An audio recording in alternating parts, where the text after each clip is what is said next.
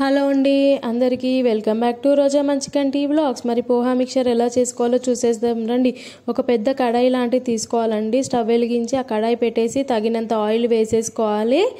సన్నగా కట్ చేసిన పచ్చిమిర్చి, తగినంత పల్లీలు, ఎండు కొబ్బరి సన్నగా కట్ చేసుకొని వేసేసుకోవాలి। దీంట్లోనే ధనియాలు కూడా వేసుకోవాలి కచ్చపక్క దంచి।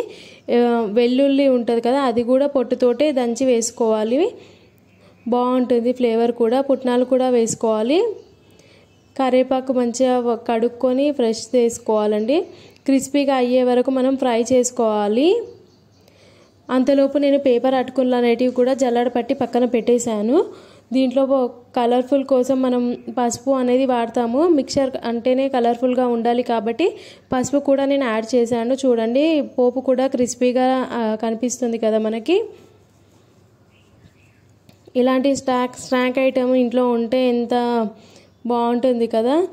ఇప్పుడు ఎక్కడికైనా వెళ్ళేసి వస్తాము, టైర్డ్ అయిపోతాం కదా, ఆ టైంలో మనకి మిక్చర్ అనేది ఉంటే ఆకలి వేసినా కూడా ఫాస్ట్గా తినేసేయచ్చు। పిల్లలు అడిగినా ఇప్పుడు ఇట్లా పిక్నిక్స్కి వెళ్ళినప్పుడు, టూర్స్కి వెళ్ళినప్పుడు కూడా తీసుకెళ్ళొచ్చు, చాలా బాగుంటుంది అనమాట। ఈ పోపులో ఇప్పుడు అటుకులు అనేటివి కూడా కలిపేసానండి।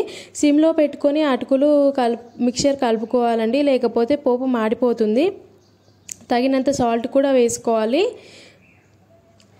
చూడండి ఇట్లా మంచిగా మిక్స్ చేసుకోవాలన్నమాట। మనకు మిక్చర్ అనేది ఇంట్లోనే రెడీ చేసుకోవచ్చండి। చూడండి క్రిస్పీగా అవుతాయి। కొంచెం ఓపికతోటి సిమ్లో పెట్టి వేయించుకుంటే చాలా బాగుంటుంది, చాలా టేస్టీగా కూడా ఉంటాయి ఈవినింగ్ స్నాక్స్ కోసము। చూసారా ఎంత మంచిగా కనిపిస్తుందో మనకి అటుకుల మిక్చర్ అనేది। అటుకుల మిక్చర్ అంటారు, పోహా మిక్చర్ అంటారు, పేపర్ అటుకులు కూడా అంటారండి।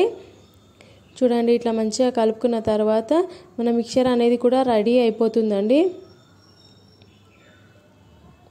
లైక్ చేయని వారు లైక్ చేయండి, షేర్ చేయండి, కమెంట్ చేయండి, సబ్స్క్రైబ్ కూడా ఒకసారి చేసేసేయండి।